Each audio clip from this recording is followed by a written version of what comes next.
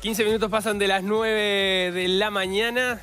Seguimos en Desayunos Informales. Vamos a la próxima entrevista. El presidente de Estados Unidos, Donald Trump, anunció al mundo la semana pasada una nueva política de aranceles con la cual dijo que busca revitalizar la economía y la industria local. China será uno de los países más afectados con la aplicación de aranceles por 34%, mientras que la Unión Europea tendrá un 20% adicional de aranceles. En el caso de América Latina, la mayoría de los países, incluidos los del Mercosur y por lo tanto incluido Uruguay, pagarán un 10% adicional. Para conocer cuáles son las repercusiones que esta medida podría provocar en nuestro país y en el mundo, vamos a conversar con Magdalena Vaz, doctora en Relaciones Internacionales, y con Carmen Porteiro, presidenta de la Unión de Exportadores del Uruguay. Bienvenidas, ¿cómo les va? Buenos días. Bienvenidas. Gracias por estar aquí.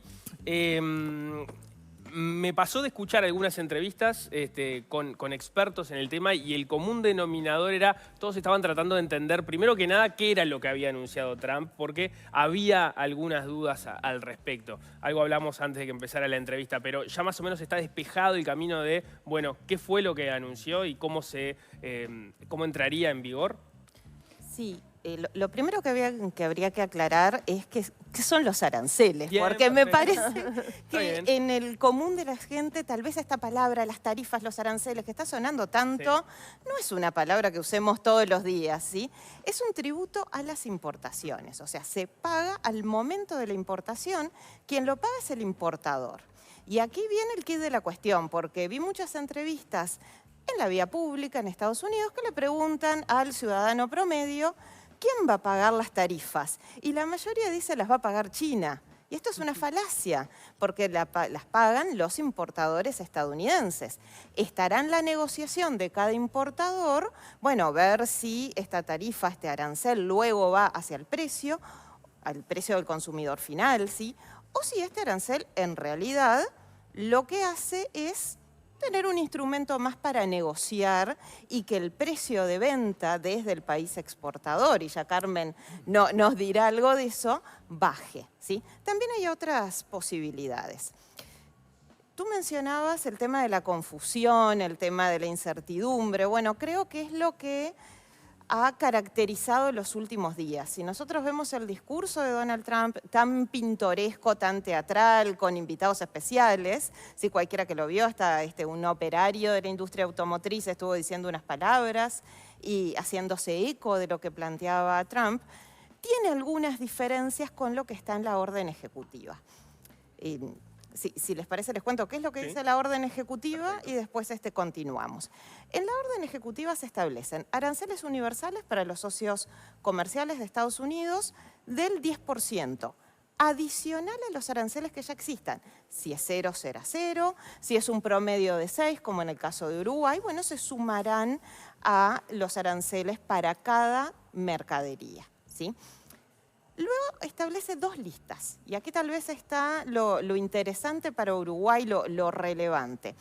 Hay una lista de países que tienen un arancel superior, que va entre el 11 y el 49.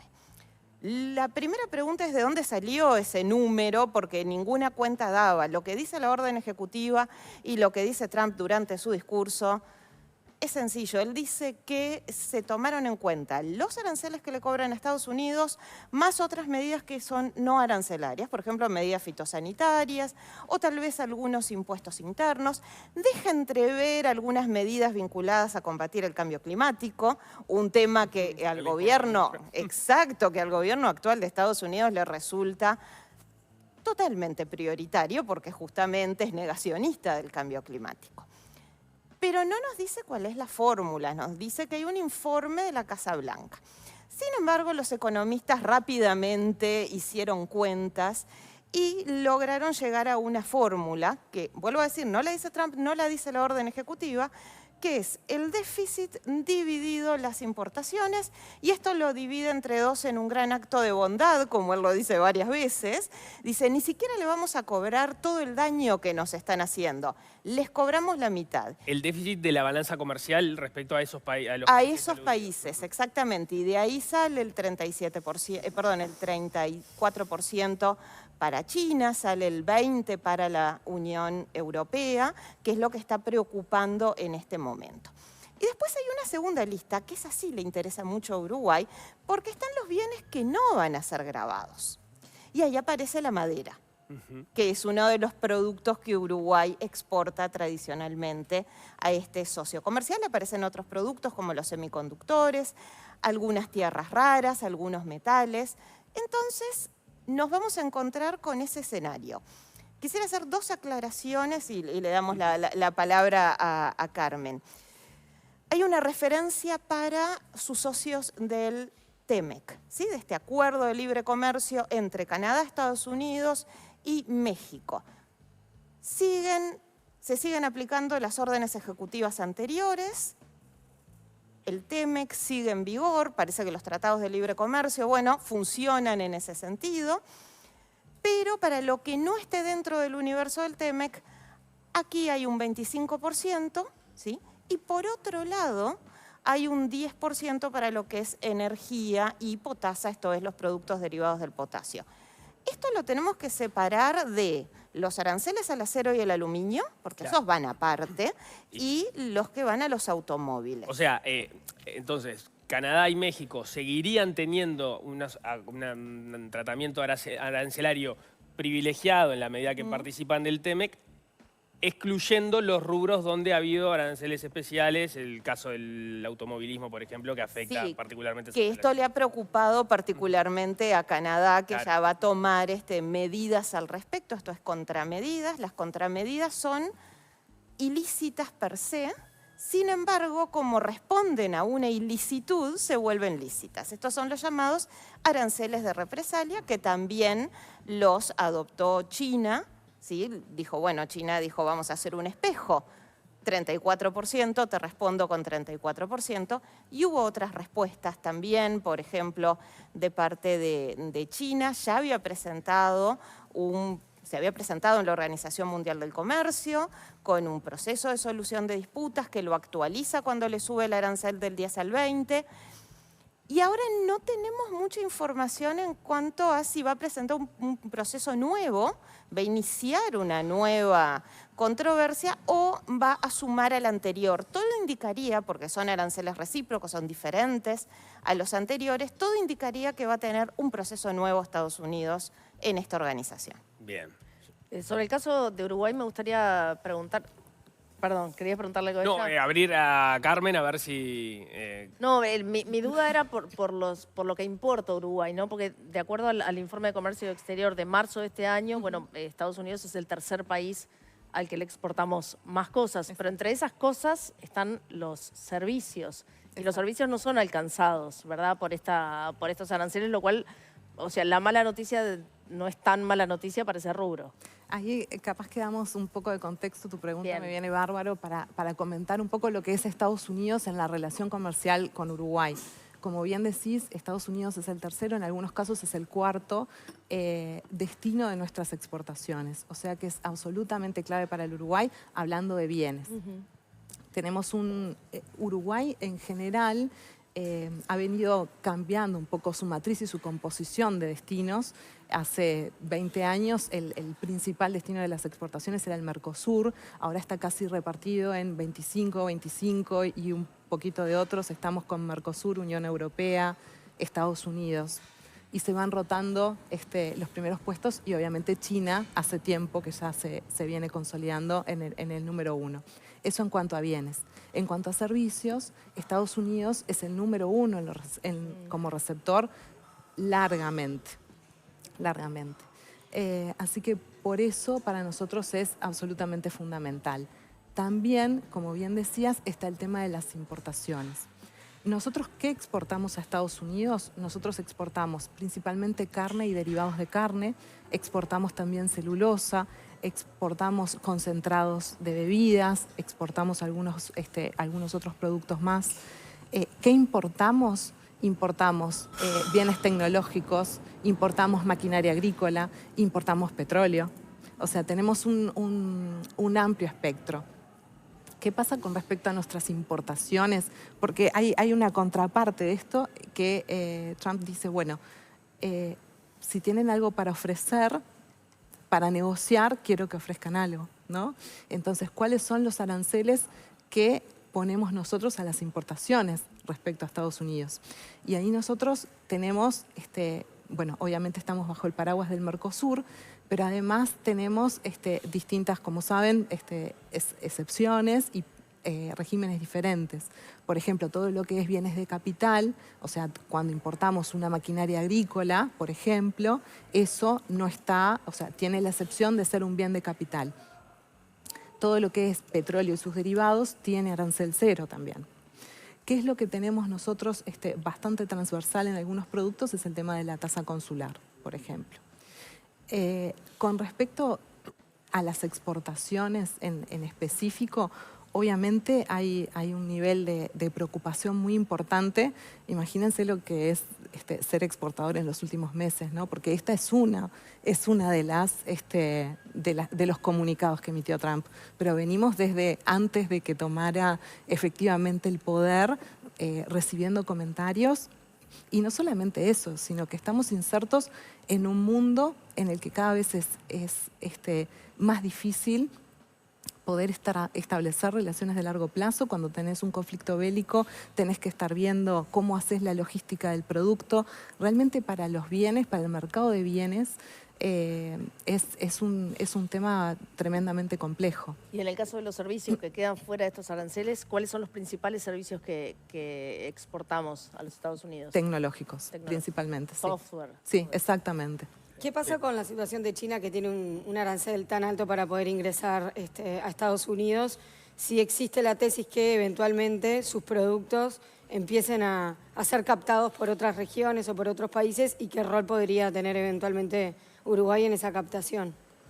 Bueno, ese es el diferencial un poco, o los nichos, cuando hablamos de que este río turbulento puede tener ventanas de oportunidad.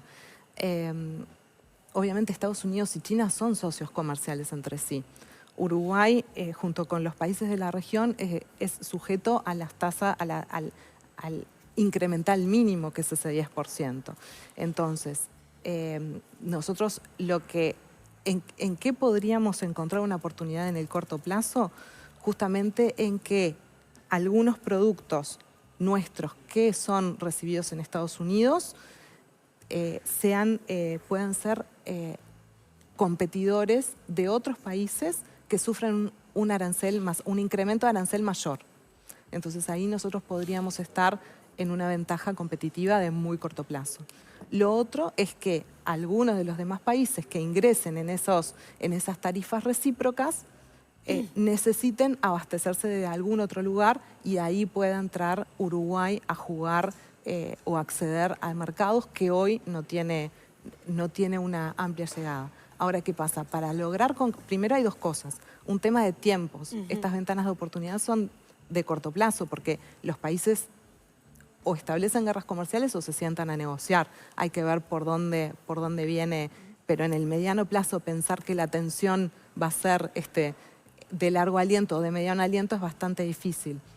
Y el otro punto es que nosotros realmente, porque hay cosas internas de Uruguay, que nosotros realmente seamos capaces de llegar a esos productos, porque no tenemos que olvidarnos de los temas internos, locales, de las dificultades de conectividad que tenemos para hacer circular los bienes. Magdalena, sobre ese punto, con un agregado que te pregunto, porque se habla de esta, en definitiva, ventana de oportunidad que podría tener Uruguay, porque en términos relativos podría estar favorecido en la medida que hay otros países que recibieron como agregados arancelarios más importantes. Por otro lado, Uruguay, por su modelo de desarrollo, se favorece de cuanto las economías esté más abierta y cuando el mundo esté más abierto. Entonces, y ahora la pulsión va por el lado contrario. Entonces, ¿cómo maneja esa tensión y en qué medida va a ser más favorable o menos favorable para Uruguay este escenario? Sí, yo quisiera hacer una aclaración con respecto a lo que tú mencionabas, que me parece muy interesante, y también me resultó muy relevante lo que decía Carmen. Estar en este grupo del arancel universal, o sea, para todos del 10%, también es malo. Ajá. Porque parecería que es bueno porque estamos en el grupo de los menos damnificados. Sí, la lectura de Milei. Claro, bueno, que los amigos van a seguir siendo amigos, etcétera. también es malo, por muchos motivos. Uno de los motivos es lo que mencionaba Carmen. Se agrega una barrera más para nuestros productos en Estados Unidos.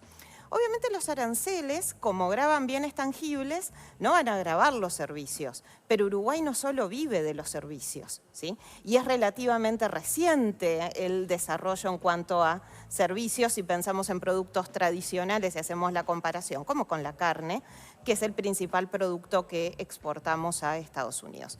Entonces, ese es el primer elemento. Estar en la lista de los de 10... yo creo que también es malo. Además, esta situación ha agregado mucha incertidumbre a nivel internacional. Hoy leí a algunos analistas que discutían qué pasaría si los aranceles se sacan, ¿sí? Si decide eliminar estas medidas o las cambia. Y esto generaría más incertidumbre todavía. Y tal vez el tercer elemento es que esta incertidumbre se agrega a la policrisis que ya vivimos. Y esto lo mencionó muy claramente Carmen, porque es lo que vive el exportador a diario. Vamos a tener guerra en Ucrania, vamos a tener un conflicto en Gaza que escaló a Medio Oriente, vamos a tener también disrupciones en las cadenas globales de valor, porque vuelven los temas vinculados al transporte justamente por los conflictos armados. Tenemos guerra arancelaria, pero también seguimos en esa tendencia de salir de la recesión post-pandemia por COVID-19. Entonces, decir que no es tan malo porque estamos en el grupo del 10%, tal vez es una lectura recortada como la que hace Milei por motivos de afinidad. Si pensamos en otra gran aliada política ideológica de Estados Unidos, como Giorgia Meloni, ¿sí? de Italia, ella dijo que eran muy injustos los aranceles, o sea, es una lectura muy diferente. Entonces, hecha esta aclaración, tú me preguntabas de la situación de Uruguay. Bueno, Uruguay creo que en este momento tiene la ventana de oportunidad, pero las oportunidades no surgen por sí solas. Por el hecho de tener una canasta exportadora determinada, no quiere decir que estos bienes se van a colocar rápidamente en el mercado estadounidense, en el espacio que deja China, ¿sí? O que deja China o cualquier otro socio, ¿sí? China, por poner un ejemplo, porque está dentro de los aranceles más altos, aunque hay más altos que China todavía. Entonces, ¿qué sucede ahí? Pensar que es tan fácil en términos de obtener compradores rápidamente o poder coordinar la logística. Creo que eso es algo que al exportador uruguayo le preocupa y mucho, por la conectividad y por los precios internacionales, porque encarece el monto del producto. Y voy a agregar otro elemento que me parece interesante. ¿Y qué pasa si China devalúa? Porque van a ser más competitivos los precios de los productos chinos. Esa ventana de oportunidad que habíamos visto al comienzo puede empezar a cerrarse. Creo que es el momento de empezar a negociar, no solo a nivel gubernamental y ver si este 10% puede pasar a menos, sino también empezar a negociar los empresarios. Ahí quería preguntarles a las dos, porque justamente el presidente Orsi fue una de las cosas que dijo, ¿no? Ahora hay que sentarse a negociar, pero negociar es negociar la baja del arancel. ¿Qué más podemos negociar para que esto no sea tan malo como parece? A ver, desde el punto de vista de las empresas se viene negociando hace bastante, obviamente en los mecanismos que cada empresa tiene con sus clientes desde distintos lugares. Pero es un poco como comentábamos, el tema de poder una determinada cadena, no nos olvidemos que hoy de repente nosotros vendemos un producto primario que pasa por varios países hasta llegar a Estados Unidos. Entonces imaginemos esas cadenas de valor cuando van incrementando aranceles y que pueden llegar a Estados Unidos, ¿a qué valor? Entonces, todo eso que la globalización nos había dado, de poder tener las fábricas en distintos lugares y manejarnos de una manera más flexible, esas oportunidades se empiezan a cortar.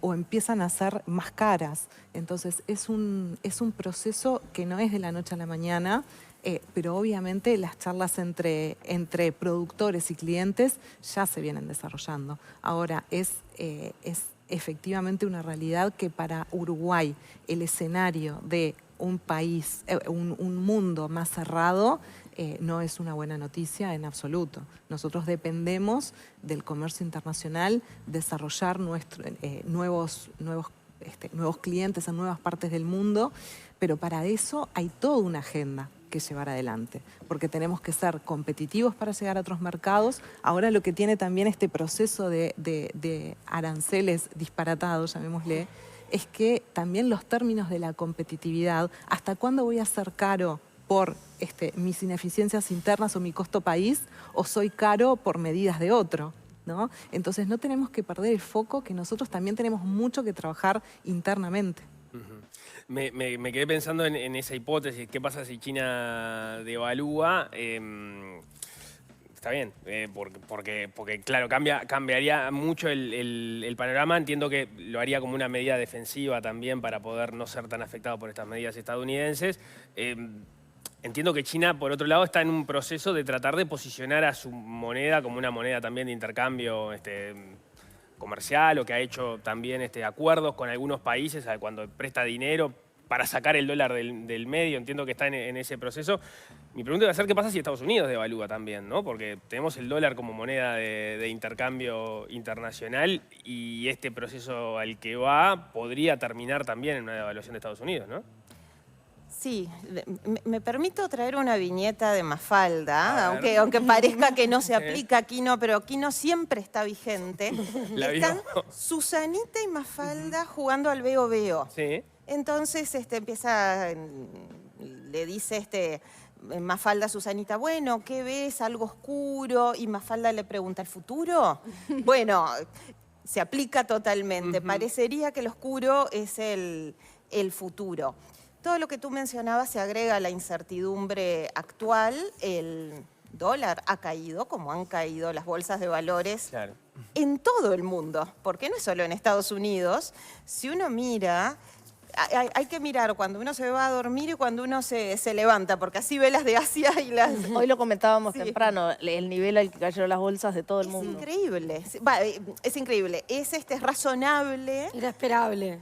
Era esperable, pero lo que es increíble es el descalabro que ha hecho Trump en 2 meses y medio de gobierno, y van 2 meses y medio de gobierno. Hay que tenerlo presente, que todavía nos queda mucha esta administración Trump 2.0 para seguir viviendo. Entonces, se suman esas posibles devaluaciones, se suman, ¿sí? Uruguay podría eventualmente verse favorecido o desfavorecido viendo cuál es la situación, ¿sí? Lo que sí queda claro, y vamos a mirar un poco lo que pasa dentro de Estados Unidos, es que para los consumidores el costo de vida se va a incrementar. O sea, en Estados Unidos, que ya está sufriendo inflación, por primera vez en su historia, ¿sí?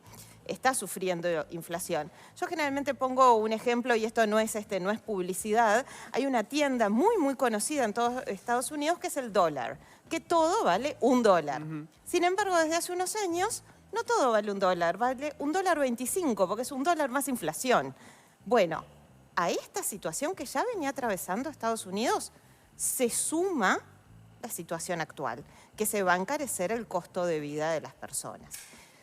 Esto ha llevado que durante el fin de semana hubiera manifestaciones en diferentes ciudades contra esta medida y contra otras, ¿sí? También se han manifestado contra la presencia de Elon Musk y tantos recortes y tantos despidos dentro de la administración pública. Pero también vemos que hay actos contrarios a lo que plantea Donald Trump en este momento desde los ciudadanos. No es que la ciudadanía estadounidense está aceptando la situación. La ciudadanía estadounidense se está manifestando. Entonces, cuando uno ve y analiza la situación desde Uruguay, también tiene que ver qué es lo que pasa del otro lado. Y me gustaría agregar, porque tú mencionabas justamente qué pasa si China devalúa, qué pasa si Estados Unidos devalúa. ¿Cómo han reaccionado las diferentes naciones? Porque hablamos de los mercados, ¿sí? Justamente, ¿qué han hecho los países? Yo creo que se puede categorizar en tres reacciones. La primera es aceptar, la segunda es negociar, ¿sí? Negociar prórrogas, negociar concesiones especiales. En el día de ayer, desde el gobierno de Estados Unidos, se informó que 50 socios comerciales estaban dispuestos a negociar. No se dicen cuáles son. Uno tiene algunas ideas, supone que la Unión Europea está ahí conforme al discurso de Ursula von der Leyen, la presidenta de la Comisión Europea, que estuvo en Uruguay en diciembre del año pasado para la cumbre del Mercosur. Deben haber hablado de este tema en el programa, así que todos la conocemos, y estuvo paseando por la Ciudad Vieja, así que también la conocemos por eso. Suponemos también que esté Israel, porque Netanyahu fue hasta Estados Unidos, está en este momento, ¿sí? en Estados Unidos. Suponemos que está Reino Unido por un discurso que dio su primer ministro ante el Parlamento. Dijo que es tiempo de ser pragmáticos.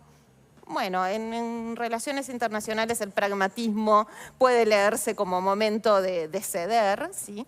Suponemos que está Vietnam y Japón, porque ya habían dicho previamente, estamos dispuestos a negociar, ¿sí? Suponemos que hay estados latinoamericanos también.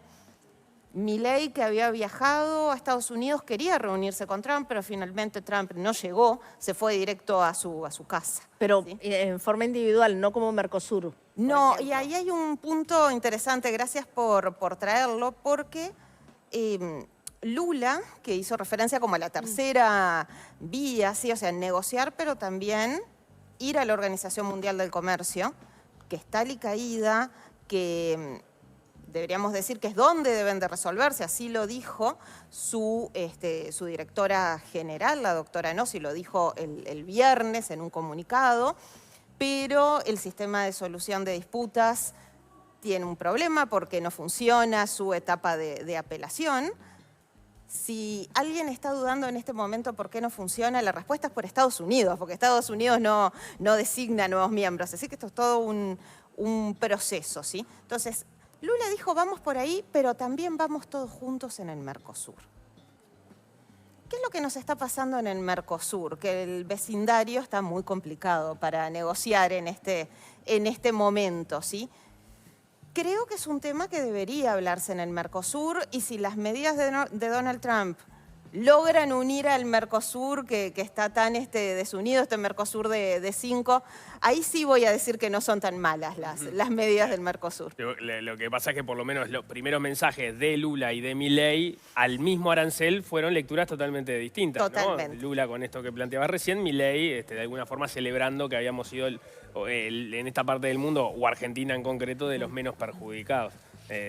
Hay que ver si eso termina ocurriendo. Ahora, hay dos cosas más, aparte del tema que estamos hablando, de los aranceles específicamente y sus connotaciones, y es qué pasa con las tasas de interés que va a poner la Fed.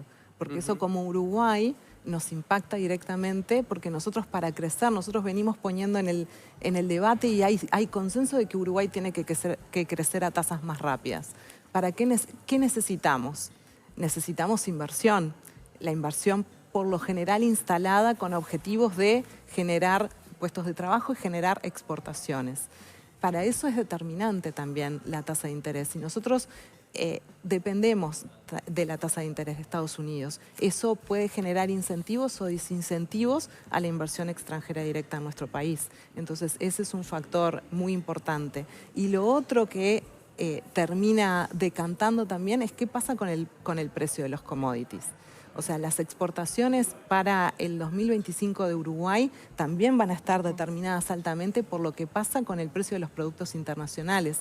Nosotros nos podemos ver en un contexto medianamente mejorado si vemos que lo que nosotros principalmente importamos, como por ejemplo el petróleo, empieza a bajar, pero de la mano de la caída del petróleo a veces se desprenden caídas de otros commodities que son los que nosotros exportamos. Entonces es una realidad bien compleja, por eso siempre trato de volver a lo que internamente también tenemos que seguir que seguir buscando en generar más competitividad interna desde varios factores y seguir posicionándonos como un mercado que genera productos que son que pueden alimentar al mundo, que tienen una gestión sostenible, porque eso en otros destinos sigue siendo un factor relevante y que es bien visto y ponderado en cuanto a los precios que recibimos por nuestros productos agrícolas principalmente.